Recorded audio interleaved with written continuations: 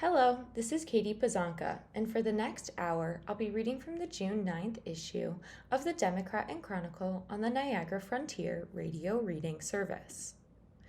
Our first article is titled, Drivers Dealing with I-590 Construction in Brighton. The New York State Department of Transportation has been working on a rehabilitation project along Interstate 590 in Brighton since earlier this year. The project will replace two I-590 bridges over State Route 31 and rehabilitate bridges over Allens Creek Road in Brighton. Other features will include paving between bridges, replacement of overhead signage, and widening of bridge shoulders. According to the DOT, the project will cost over $51 million that will be funded through state and federal grants. During the project's development stages, residents were invited to a public open house to give input on the project's designs. Some are looking forward to the improvements, while others are concerned about road conditions and daily traffic changes.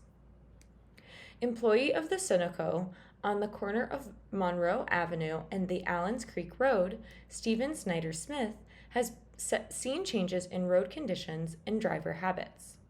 I've definitely noticed there's been a big change in how people are driving and how they're behaving on the road, Snyder Smith said. The road conditions themselves have just worsened, I'd say, but that's typical for construction projects. Snyder Smith has also heard complaints of current road conditions from customers who frequent the local gas stations. The client services team at Pittsford Animal Hospital were not informed of the project beforehand, finding out from local news sources. We have had many complaints about how the closing of exit 2B is adding tons of backup and time to their commute to us in an already super busy road and exit, said staff representatives in a statement. The team at the local animal hospital says they have not seen major changes in their commute time. However, they often remind clients of traffic changes and exit closings. There was a few snags, but even before the bridge was being done, there was a few snags, said Ted Morello, an employee at Valero on Monroe Ave near Pittsford Plaza. Morello hopes the project will improve appearances and traffic in the area. I'm used to this road being very busy most of the time, with or without construction, Morello said. Drivers can expect closures during the weekday and some overnight closures throughout the construction season. In Brighton, the NY31 West entrance ramp on I-590 and the I-590 South exit ramp near exit 2B on Monroe Avenue will be on a continuous closure delay from 5 a.m. until noon. Drivers can expect the ramps to reopen on November 30th, 2026, according to the DOT's website. The project is expected to be complete by December 2028. The next article is titled, NY Landmarks to be Lit Up for Pride Month. Governor Kathy Hochul has proclaimed June 2026 as LGBTQ+ Pride Month in New York and directed state buildings and landmarks to raise pride flags and illuminate in pride colors throughout the month. Pride Month Proclamation. Hochul announced the designation Monday, June 1st, recognizing New York's role as the birthplace of the LGBTQ+ rights movement and reaffirming the state's commitment to protecting LGBTQ+ rights. As the birthplace of the LGBTQ+ rights movement, New York has long been at the forefront of advancing equality, Hochul said in a statement. During Pride Month, we celebrate New York's vibrant LGBTQ+ community and acknowledge the importance of protecting the rights and freedoms of LGBTQ+ New Yorkers. The Pride Month was raised Monday at the New York State Capitol, Empire State Plaza, and the Governor's Executive Mansion. State landmarks to light up in pride colors. 16 state landmarks will be illuminated in colors representing the pride flag June 23rd through 30th.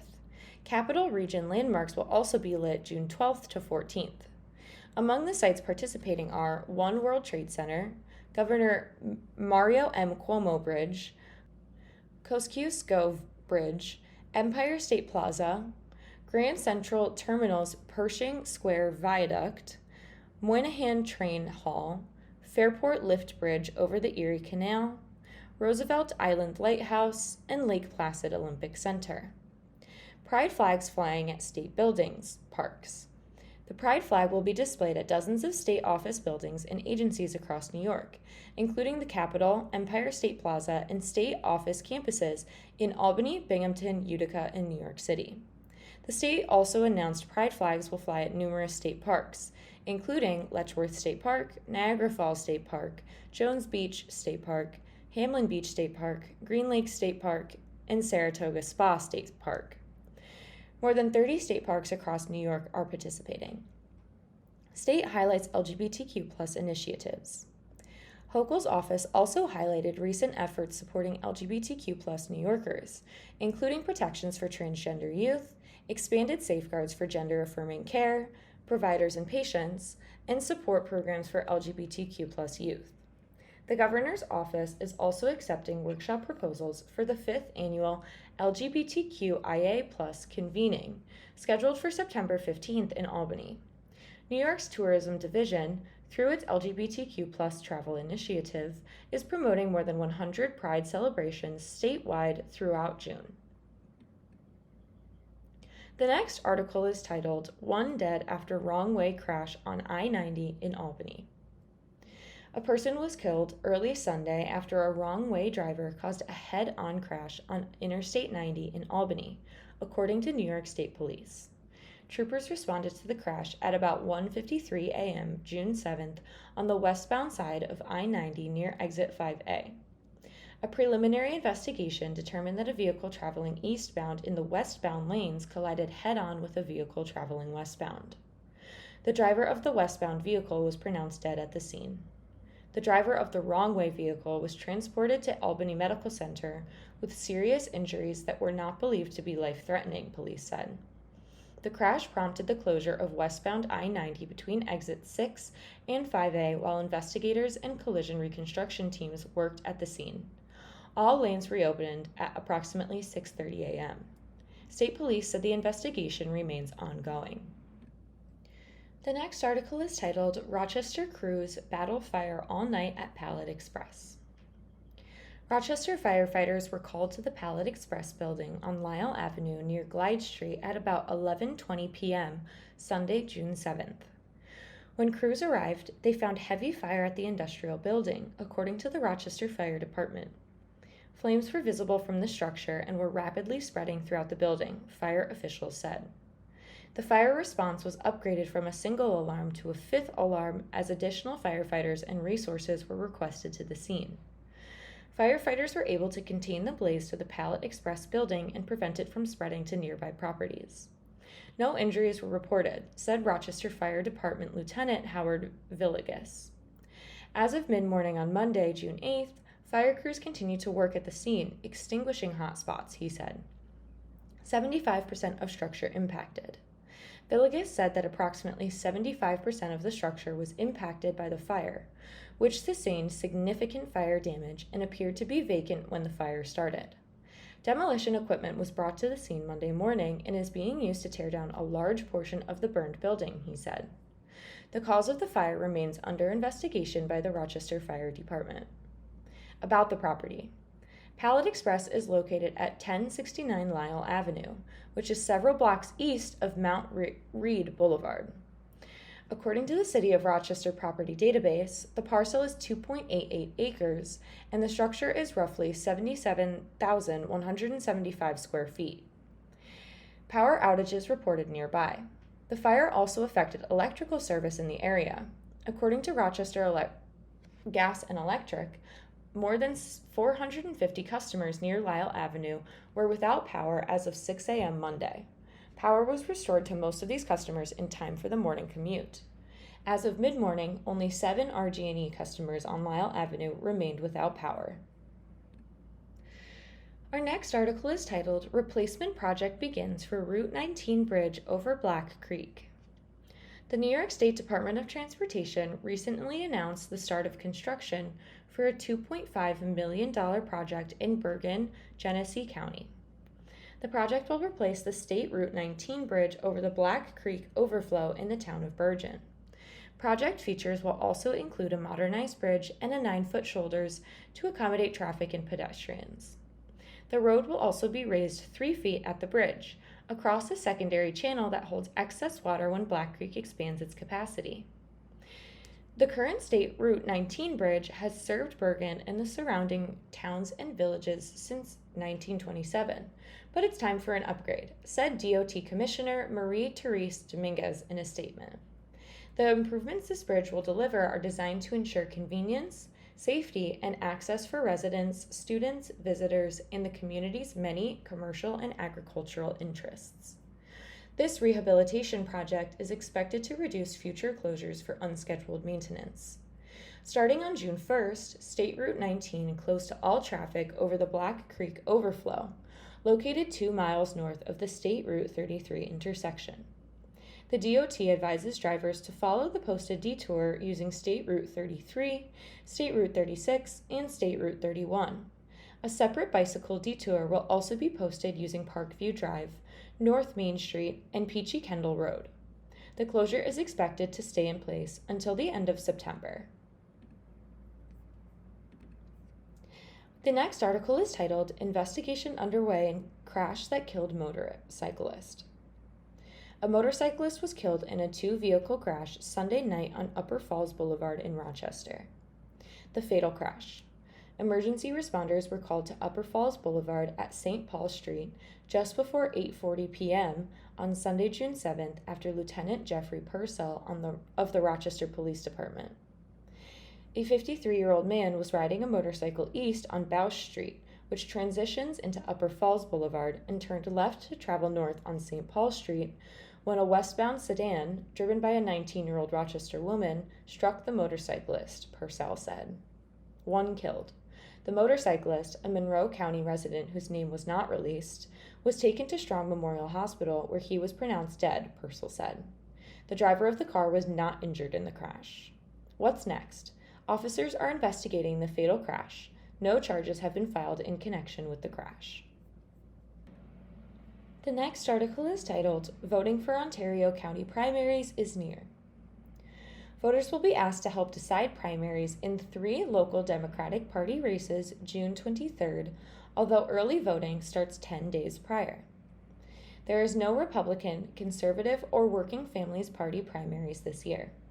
There is a Democratic Party primary for state controller involving incumbent Thomas Dean Napoli and challengers Drew Warshaw and Raj Goyal. Registered Democrats in Ontario County will head to the polls to cast ballots in local primaries in races for 2 congressional seats and 1 state Senate seat. Who are the primary candidates? In the 54th State Senate District, Scott Comegys and Michael Mills are seeking the Democratic Party line. Incumbent State Senator Pam Helming, R.C. Canandaigua, awaits the winner in November. The district includes Ontario, Wayne, and Livingston counties, and the Monroe County towns of Chili, Mendon, Riga, Rush, and Wheatland. In the 24th Congressional District, which includes a large portion of Ontario County, Alyssa J. Ellman and Diana A. Kastenbaum are seeking the Democratic Party designation. Ellman also carries the Working Families Party line. Rep. Claudia Tenney, who is running on the Republican and Conservative lines, awaits in November. In the 25th Congressional District, which includes a portion of Ontario County in addition to Monroe County, Rep. Joe Morrell, Robin Wilt, and Sherida Trawick are seeking the Democratic line. The district includes Victor and part of East Bloomfield. Many voters, however, will want to head to the polls early to cast ballots in these races. Here are some things voters should know. When is early voting in Ontario County? Early voting starts from 9 a.m. to 5 p.m. June 13th. Also, voters can head to the polls 9 a.m. to 5 p.m. June 14th and June 15th, noon to 8 p.m. June 16th and 17th, 10 a.m. to 6 p.m. June 18th and 19th, and 9 a.m. to 5 p.m. June 20th and 21st. Where are the early voting poll locations? Voters have 3 places to vote early. Polls will be open at the Ontario County Board of Elections office, 74 Ontario Street in Canandaigua, the Geneva Housing Authority office, 41 Lewis Street in Geneva, and Victor Town Hall, 85 East Main Street in Victor. When is primary day in Ontario County? Voters choosing to vote in person will cast their ballots at the normal poll site from 6 a.m. to 9 p.m. June 23rd. For more information, voters can verify their registration, current party enrollments, and poll site information online.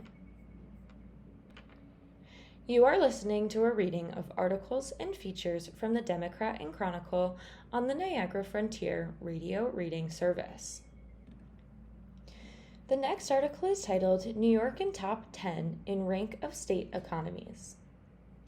New York has the 7th best state economy in the United States, a new Wallet Hub study found. It is no surprise that much of the country's economy depends on the individual states, but some states have more to offer with their economies than others. New York, California, Florida, and Texas have such large economies that they rank in the top 20 in the world if they were countries, according to Wallet Hub. A strong state economy doesn't guarantee success for the state's residents, but it certainly makes financial success more attainable. Wallet Hub analyst Chip Lupo said, "Factors like a low unemployment rate and high average income help residents purchase property, pay down debt, and save for the future." To determine which states have the best and worst economies, Wallet Hub compared all 50 states and the District of Columbia across 28 indicators of economic performance and strength, ranging from GDP growth and the unemployment rate to startup activity and the share of jobs in high-tech industries. How is NY's state economy? New York was ranked as the 7th best state economy in the country, with an overall score of 57.58. The Empire State took the number 4 spot for the economic activity rank, number 31 for the economic health rank, and number 22 for the innovation potential rank. New York was also ranked as having the 3rd highest change in GDP, according to the Wallet Hub study. Wallet Hub's top 10 states with the best economies are number 1, Massachusetts, number 2, Washington, number 3, Utah, number 4, California, number 5, Delaware, 6, North Carolina, 7, New York, 8, Texas, 9, Colorado, and 10, Florida. Wallet Hub's 10 states with the worst economies: number 51, West Virginia, 50, Kentucky, 49, Louisiana, 48, Maine, 47, Rhode Island, 46, Wyoming, 45, Mississippi, 44, Hawaii, 43, Oklahoma, and 42, Missouri. How Wallet Hub assessed state economies.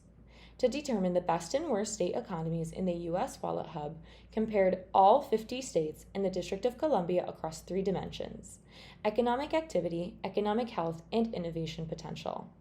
The economic activity category analyzed these factors: change in GDP, share of fast-growing firms, state gross public debt as percent of GDP, exports per capita, and startup activity. The economic health category analyzed these factors: unemployment rate, underemployment rate, change in non-farm payrolls, change in total civilian labor force, increase in ratio of full-time jobs to part-time jobs, median annual household income adjusted for cost of living, growth in state personal income, government surplus/deficit per capita, unfunded public pension plans per capita, share of uninsured population, share of population in poverty, foreclosure rate, growth in number of businesses, fiscal health, building permit activity, average educational attainment of recent immigrants, average educational attainment of recent migrants from other U.S. states. The innovation potential category analyzed these factors: share of jobs in high-tech industries, share of jobs STEM employment, independent investor patents per 1,000 working age population, industry R&D investment amount per total civilian employed population, non-industry R&D investment amount as share of GDP, and entrepreneurial activity. Data used to create the ranking was collected as of May 4th, 2026, and was sourced from multiple entities, including the U.S. Census Bureau, the Bureau of Labor Statistics, the American Legislative Exchange Council, and the United States Patent and Trademark Office. Our next article is titled, Target Recalls Baby Wipes Amid Concerns of Harmful Bacteria. Target is voluntarily recalling several varieties of Up and Up baby wipes after customer complaints and testing found potentially harmful bacteria in some products, according to the company and the U.S. Food and Drug Administration. The recall affects certain lots of Up and Up fragrance-free baby wipes and Up and Up fresh cucumber-scented baby wipes. FDA testing identified the presence of Burkholderia cepacia complex and Burkholderia gladiola in product samples. These bacteria can cause serious or potentially life-threatening infections, particularly in newborns, infants, young children, and people with weakened immune systems. According to the recall notice, possible health risks include skin infections, bloodstream infections, sepsis, and pneumonia. Reports of illness under investigation. Target said it has received customer complaints involving product discoloration and reports of symptoms including skin irritation, eye irritation, and infections potentially linked to use of the wipes. The reports remain under investigation. The wipes were manufactured by a supplier and sold at Target stores nationwide and through Target.com.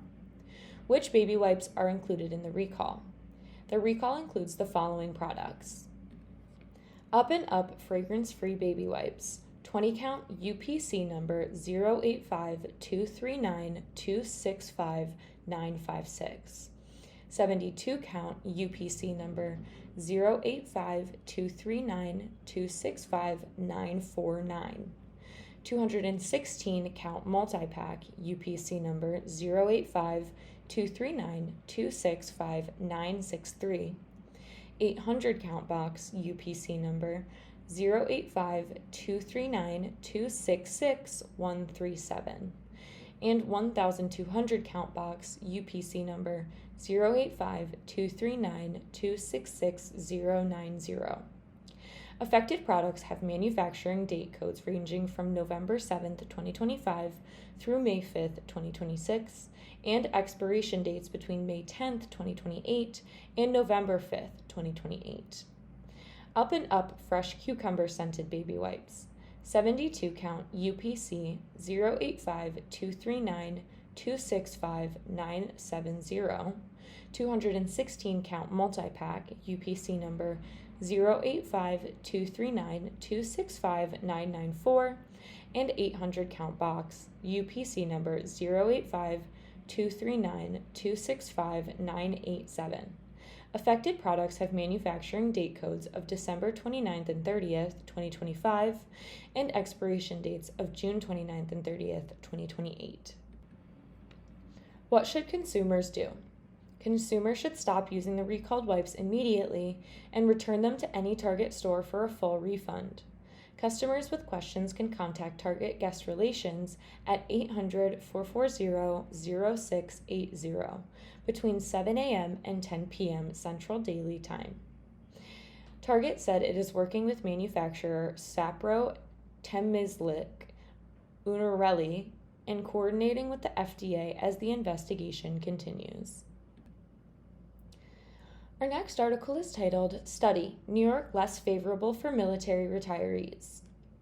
New York State is the 38th best state for military retirees to settle down, a new Wallet Hub study found. While military families are used to moving from state to state for work, deciding where to reside after retirement may not come as easily. According to Wallet Hub, many factors like state tax policies on military benefits, the relative friendliness of different job markets, and other socioeconomic conditions could play into the decision-making process for veterans figuring out where to settle down and retire.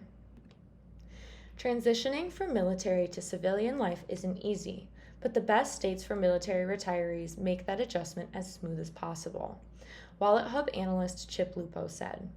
In addition to providing the conditions necessary for our veterans to thrive financially, they also have ample resources for taking care of military retirees' physical and mental health. To determine the best states for a comfortable military retirement, Wallet Hub compared all 50 states and the District of Columbia across 28 metrics, ranging from veterans per capita to the number of VA health facilities to job opportunities for veterans. Here's what to know about New York's ranking. New York isn't necessarily the best state for veterans to retire in, but it's certainly not the worst, according to Wallet Hub's study. The Empire State was ranked number 38 among the best states for military retirees, with an overall score of 45.72. New York scored the number 49 spot for the economic and environmental rank, number 46 for the quality of life rank, and number 3 for the healthcare rank, indicating the state offers the third best healthcare options for veterans. The Wallet Hub study found that New York has the most Department of Veterans Affairs facilities per number of veterans out of all 50 states and the District of Columbia. However, the Empire State was ranked among the states with the fewest veterans per capita, the least affordable housing, and the lowest percentage of veteran-owned businesses. Wallet Hub's 10 best states for military retirees. 1. South Carolina. 2. North Dakota. 3. Wyoming. 4. New Hampshire. 5. Maryland. 6. Alaska. 7. Florida. 8. Massachusetts. 9. Minnesota. And 10. South Dakota. Wallet Hub's 10 worst states for military retirees. Number 51, Oregon. 50, Vermont. 49, District of Columbia. 48, Washington. 47, New Jersey. 46, Mississippi. 45, Montana. 44, Nevada. 43, Colorado. And 42, New Mexico. How Wallet Hub assessed states on military retiree friendliness. To determine the best and worst states for veterans to retire in, Wallet Hub compared all 50 states and the District of Columbia across 3 dimensions: economic environment, quality of life, and healthcare. The economic environment category analyzed these factors: state tax on military pension, tax friendliness, share of veteran-owned businesses, dollars in Defense Department contracts per capita, job opportunities for veterans, state authorization for veterans' preference in private hiring, job growth, military bases and installations per 100,000 veterans, total VA expenditure per number of veterans, presence of state help for returning veterans, presence of academic credit for military service, housing affordability, cost of living index. The quality of life category analyzed these factors: share of veterans not receiving SNAP, share of VA benefits administration facilities per number of veterans, quality of public university system, arts, entertainment, and recreation establishments per capita, share of population aged 40 and older, share of homeless veterans, idealness of weather. The healthcare category analyzed these factors: number of VA health facilities per number of veterans, federal, state, local, and private hospitals per capita, quality of VA hospitals, physicians per capita, mental health counselors per capita, veteran suicide rate, and presence of veteran treatment courts. Data used to create the ranking was collected as of April 20th, 2026, and was sourced from multiple entities, including Wallet Hub Research, the U.S. Census Bureau, Military One Source, the U.S. Department of Veterans Affairs, and the Bureau of Labor Statistics. Our next article is titled Cyber Attack: Chatbot Breach Exposes AI Weaknesses. An Instagram hack that saw attackers talk Meta's AI support chatbot into handing over access to high-profile accounts has exposed a critical flaw at the heart of the company's push to automate sensitive user functions. The breach allowed hackers to seize accounts including the dormant Obama White House page, beauty retailer Sephora, and a senior U.S. Space Force official. The chatbot was persuaded to reset account credentials without independently verifying identity, effectively turning a high-trust security tool into a big weakness, cybersecurity experts told Reuters. The episode underscored a broader vulnerability as tech companies hand AI systems sweeping authority over tasks such as account recovery, even as those systems remain susceptible to manipulation through what experts said is a class of attack known as prompt injection. For Meta, the stumble comes at a sensitive time. The social media giant has doubled down on AI, shedding thousands of jobs while pledging up to $145 billion on AI infrastructure. This incident could sharpen concerns that the company was accelerating automation of critical functions before the technology was ready to handle them safely. Meta said June 1st the issue was resolved and it was securing impacted accounts, but the incident jolted investors already worried about the company's hefty AI spending. The company declined to share more details. Reuters could not immediately identify or reach the hackers. Jane Wong, a security researcher and former Meta employee whose Instagram handles were compromised, told Reuters it took about 5 to 10 minutes to reinstate her account. She said in a post on X that her password was changed without her knowledge and she had received multiple reset attempt requests. This is a foundational architectural failure. The model was given privileged actions without privileged access controls, said Brian Westnedge, Vice President for Alliances and Partnerships at cybersecurity firm Red Sift. Unidentified hackers carried out the attack, locking users out of their accounts and prompting a wave of complaints on platforms including X and Reddit. Meta rolled out the support chatbot in March to address a long-standing issue of not having human support for users who lose access to their accounts or face erroneous penalties. A Reuters investigation in August found Meta had no guardrails in place that prevented its AI chatbots from having sensual conversations with kids, offering incorrect medical information, or claiming that they were real people. Since then, the company has announced that it would offer more control to parents of teens to prevent young users from accessing inappropriate content on its platforms. Analysts and experts said the problem was not limited to Meta, warning that more such exploits were likely as hackers weaponize AI. You are listening to a reading of articles and features from the Democrat Chronicle on the Niagara Frontier Radio Reading Service. Our next article is titled, Big Water Problems Need Big Solutions. Analysis. As climate change outpaces conservation, 3 cities offer a glimpse of the future. When a drought turns into an urban water crisis, a city's first step is often to limit lawn watering and launch a campaign to encourage everyone to conserve. It might raise water use rates or offer incentives for installing low-flow devices. While demand management techniques like these have had a lot of success in reducing water use, our new research suggests that they may not be effective enough in the face of climate change. We looked at 3 cities in the Colorado River Basin, Phoenix, Las Vegas, and Denver, to understand what each could do to increase demand management amid water shortages and how far those methods could go as temperatures rise and the Colorado River's flow weakens. The results suggest the region needs to be thinking about bigger solutions. The Colorado River provides drinking water to nearly 40 million people and irrigation for over 5.5 million acres of cropland, but it has experienced a significant drop in water availability in recent decades, due in part to rising demand for water and a long-running mega drought in the Southwest. To ensure that water is shared across boundaries, the 7 states within the basin agreed to the Colorado River Compact in 1922, setting limits on water withdrawals from the river. Since then, the region has adopted additional rules, agreements, and policies, collectively termed the Law of the River. But despite this compact, which the states are renegotiating in 2026, the basin's water supply is shrinking. Research shows that the region is likely to experience more intense, frequent droughts that last longer due to climate change, putting the water supplies for farms, people, and energy systems at risk. As researchers who study the impact of climate change on water systems, we wanted to see if demand management techniques could help under these intensifying conditions. Many demand that management policies are reactive and only go into effect when sources run low.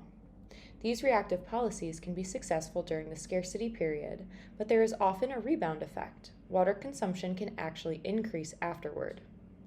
We integrated survey data with a computer model of water availability and demonstrated that there can be long-term benefits to the local water supply if communities encourage positive attitudes toward conservation. The survey focused on how people think about water conservation and climate change, drawing on a large body of research that shows people who take care of the environment often take eco-friendly actions.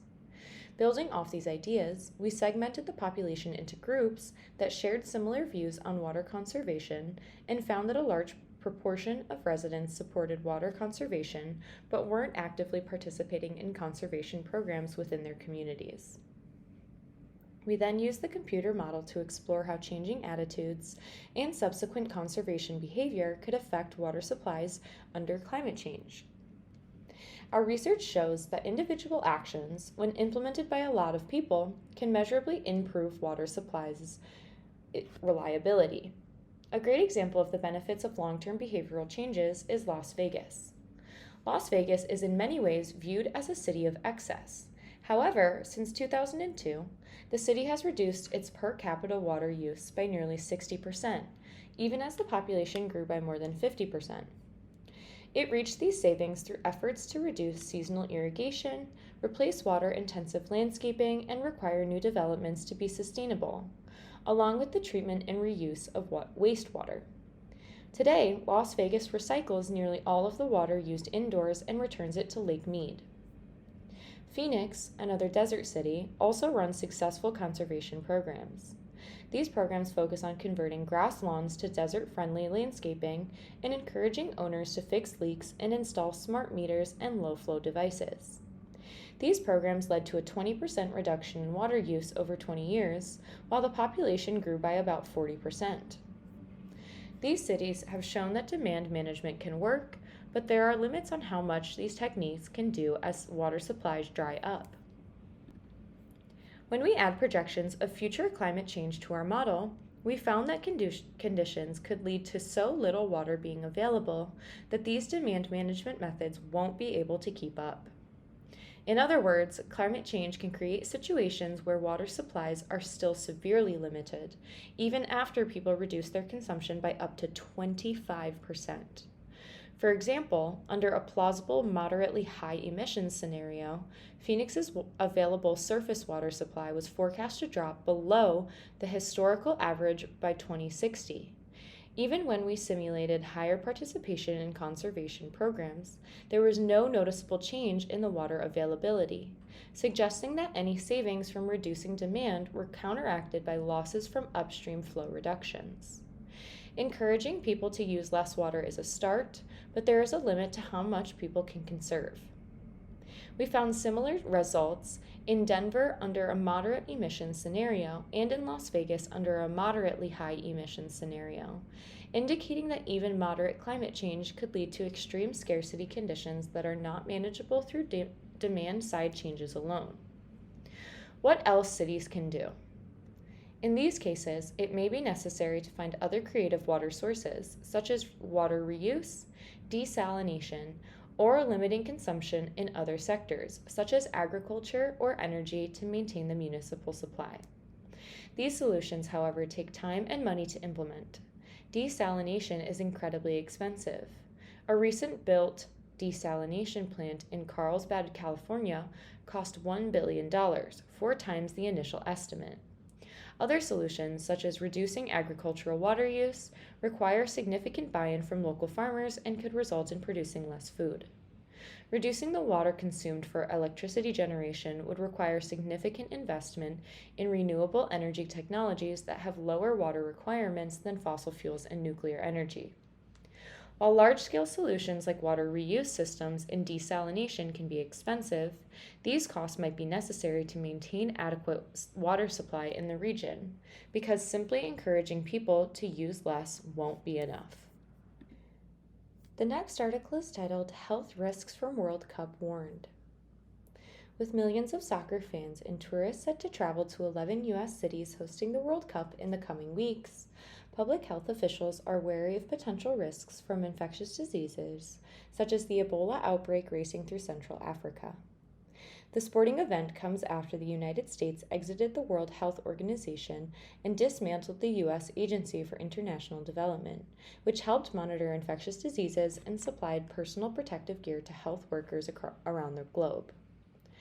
Federal, state, and local public health officials emphasize that the U.S. public's risk to Ebola is low, but the United States' retreat from the worldwide public health stage amid the outbreak in Africa and a worldwide measles outbreak has some experts concerned Any weakening of public health makes America susceptible to infectious diseases. The international travelers arrive as the nation's public health backbone. The Centers for Disease Control and Prevention doesn't have a full-time leader and has faced devastating cuts. The Trump administration's sweeping cuts in the federal workforce have reduced the agency's staff by nearly 30% since last year. The federal cuts make preparing for the World Cup a daunting task for federal, state, and local public health agencies, said Jennifer Nuzzo, a professor of epidemiology and director of the Pandemic Center at Brown University School of Public Health. When you have a lot of people coming from all over the world gathering for extended periods of time, that is a really ripe for health emergencies, Nuzzo said. So it takes resources and a plan to be able to handle that. It takes resources to make sure hospitals are ready for an influx of patients above what they normally see. In an emailed response to USA Today, Andrew Nixon, a spokesperson for the Department of Health and Human Services, pushed back against the idea that staff cuts were having an impact on CDC response. Within hours of notification, the CDC mobilized resources, activated response operations, deployed personnel and resources to Africa, imposed travel restrictions, expanded traveler screening and contact tracing, enhanced hospital readiness and laboratory capacity, and supported the evacuation and care of exposed Americans, he wrote. Nixon said the CDC is developing a dedicated World Cup data dashboard to give state and local health departments enhanced visibility into disease trends both within and beyond their jurisdictions. In preparation for the World Cup, staff at New York City Department of Health are working closely with their CDC partners, said Chantal Gomez, a spokesperson for the agency. While funding cuts at the CDC have left the federal agency under-resourced at a critical time, there are some incredible staff at the CDC who are doing their best under difficult circumstances, Gomez said. Andrew Lemos, Associate Communications Director for the Boston Public Health Commission, said the agency has been coordinating with both state and federal agencies, including the CDC, ahead of the World Cup.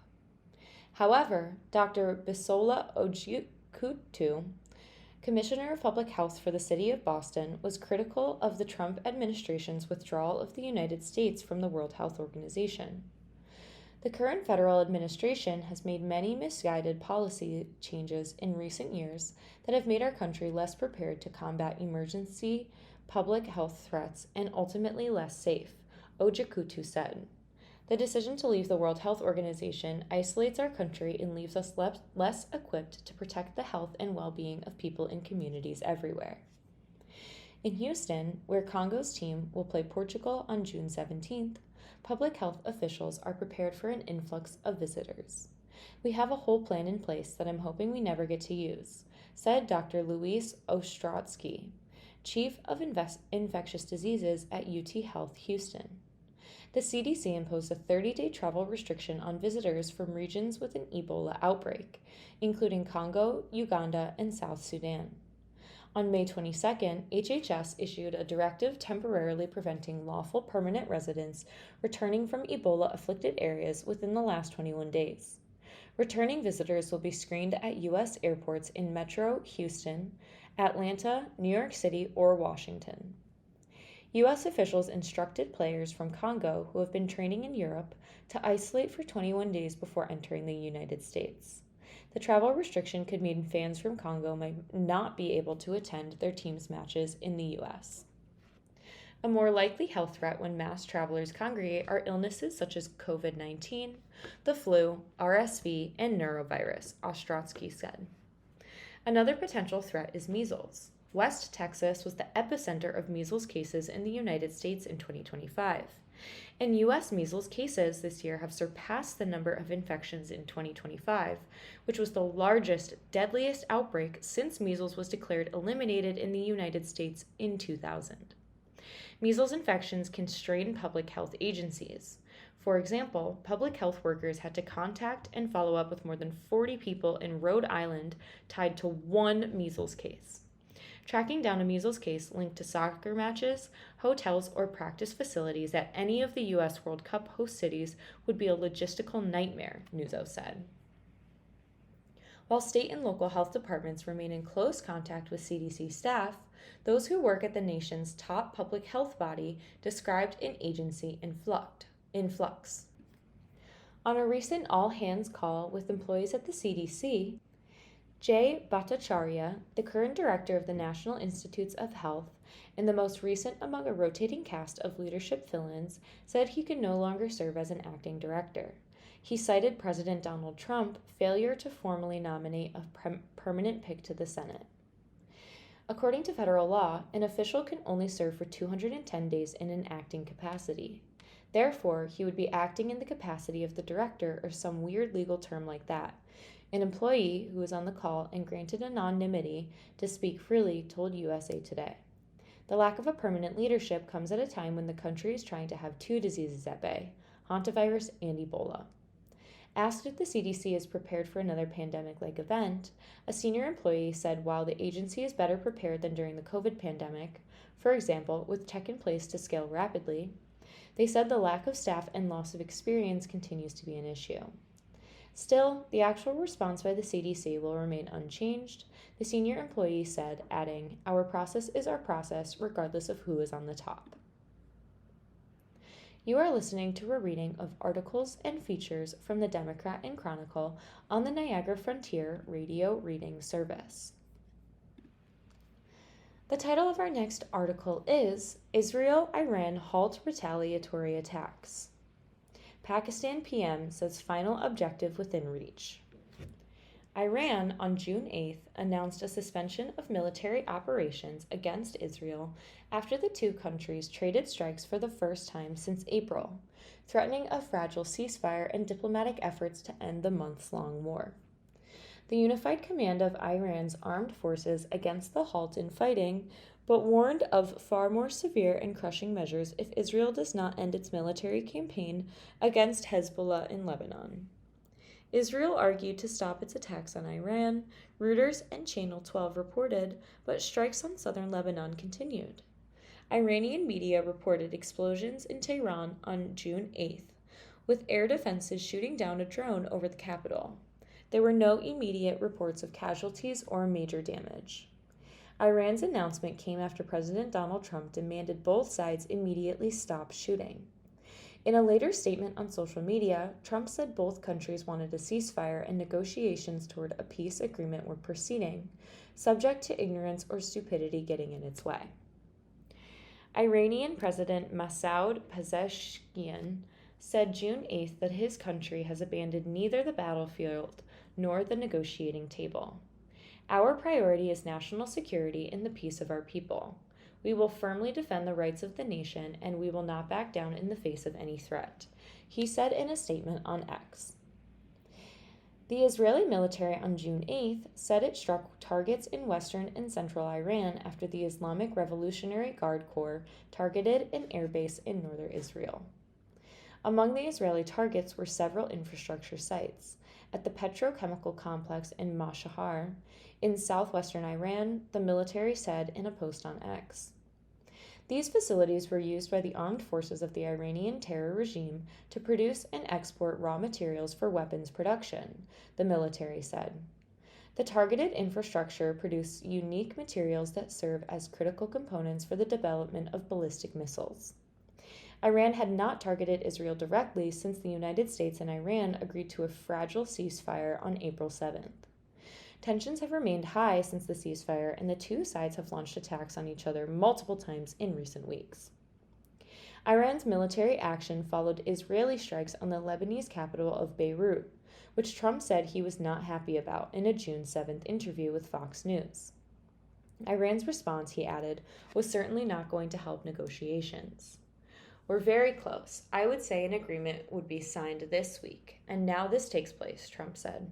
You've shot your missiles, that's enough. Get back to the table and make a deal. Ibrahim Rezai, a lawmaker who serves as a spokesperson for the Iranian Parliament's National Security Committee, posted on X that Iran would deliver a decisive and painful response to Israel's strikes on Lebanon on June 7th.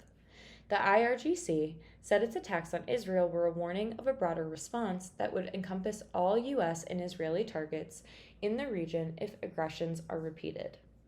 The IRGC also said the Israeli military must halt attacks on Lebanon and warned that if Israel retaliates, it will face more crushing and regretful blows.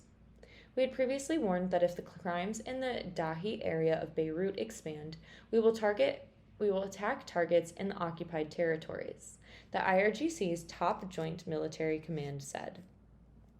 Trump and Israeli Prime Minister Benjamin Netanyahu have clashed in recent days over Israel's military campaign in Lebanon and the risk it poses to Washington's talks with Tehran. After Iran launched strikes at Israel over the weekend, Trump told the Financial Times that Netanyahu would not escalate the situation with more strikes. Netanyahu won't have any choice, Trump told the outlet. I call the shots. I call all the shots. He doesn't call the shots. The president added that Iran's strikes on Israel are not going to have any impact on the deal, according to the British newspaper. We'll see how it ends up, but they were attacks that did not kick at all. It's one of those things that's been going on for 3,000 years or 47 years, depending on how you count, he said in the interview. According to Reuters, the two leaders spoke over the phone before the president posted on social media June 8th that Iran and Israel were seeking an immediate ceasefire. Tehran has continued to block most shipping through the Key waterway, which carried a fifth of the world's crude oil and liquefied natural gas before the war. Trump has said any peace deal must prevent Iran from developing a nuclear weapon. Iran's demands include the lifting of international sanctions, the release of billions of dollars in frozen assets, and recognition of its sway over the strait. Pakistani Prime Minister Shehbaz Sharif on June 8th said the final objective for ongoing peace negotiations is within reach and urged all sides to exercise restraint. The recent surge in violence in the Middle East is a stark reminder of the dangers associated with a tenuous ceasefire and the unbearable consequences it may lead to, Sharif said on X. Meanwhile, the U.S. ambassador to Lebanon, Michael Issa, said on June 8th that Lebanese-Israeli negotiations were scheduled to resume in Washington. The next article is titled, Type B Personalities Go with Flow in Planning Trips. The idea of arriving at a destination without a place to stay would unnerve many travelers, but not Allison Mark, who considers herself of having a very Type B personality. Mark spent 4 years backpacking full-time, mostly solo, before starting college in Australia this past year. With backpacking, it's sort of the culture to just do everything on very short notice, she said. I was pretty flexible from the beginning, but I did get even more so. It nearly got hairy the time she landed in Zimbabwe without lodging to list on her arrivals form and no internet access to find some. But she wound up getting a hostile recommendation from someone in the airport customs and immigration line.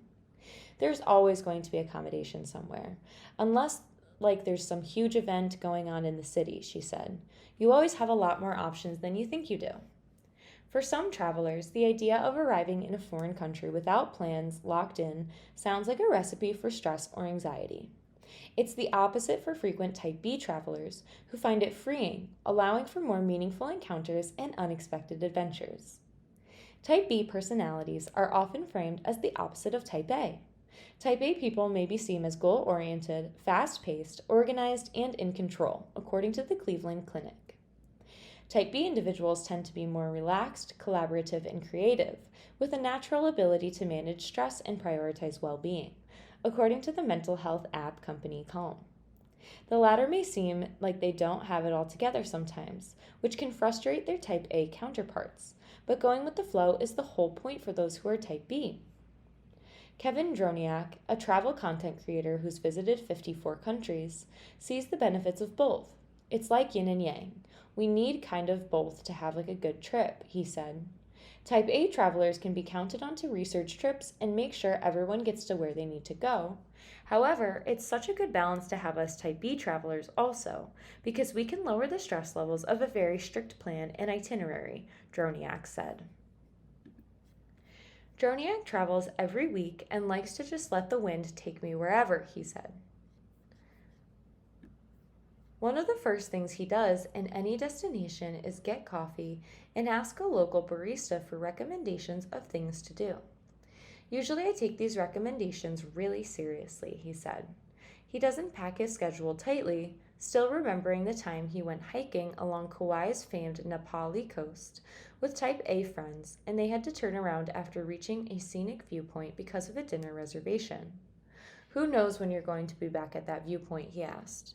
He couldn't stay behind then, but he's happy to go on his way when possible, like on a trip to Zhujiajiao, China, where he spent his time wandering the canals while his friends ran around with him. There shouldn't be any shame involved with saying to your Type A friends you're traveling with, "Hey, I'm going to actually spend the morning by myself and just have a chill morning," he said. Type A travelers who invest time and energy in carefully laid plans can get irritated when Type B counterparts want to change them. But Droniak added if they're real friends, they're going to understand that. Mark didn't have to worry about that solo traveling, but fellow travelers could still shape her journeys. Sometimes I end up traveling with other people that I meet while traveling, Mark said, like the time she and some friend drove down to the coast of Morocco. I sort of like to keep it open so that I can just sort of see what happens. She acknowledged that travelers on short trips don't always have that flexibility. Certainly, some people find it very stressful to not have things planned, and if you find it very stressful, there's no reason to do things that way because you're not going to enjoy it, she said. But if you are open to it, I think there's really a lot less risk than people may realize. You've been listening to a reading of articles and features from the June 9th issue of the Democrat Chronicle. Your reader has been Katie Pazanka. Thank you for listening.